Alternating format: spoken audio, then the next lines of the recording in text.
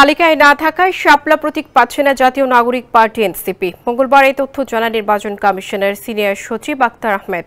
তিনি বলেন, এনসিপিকে বিকল্প প্রতীকে আবেদনের জন্য আহ্বান জানানো হয়েছে।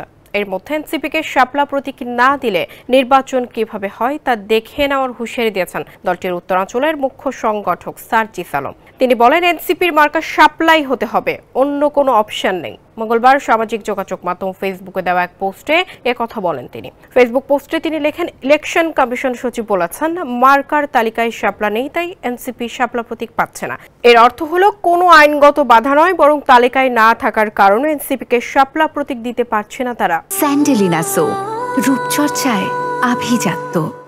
নির্বাচন কমিশনের বিরুদ্ধে অভিযোগ তুলে এই তরুণ নেতা বলেন, যেদিন এনসিপি প্রথম নিবন্ধনের জন্য আবেদন করে সেদিনই স্পষ্টভাবে জানিয়ে দিয়েছিল এনসিপি শাপলা মার্কা চায়।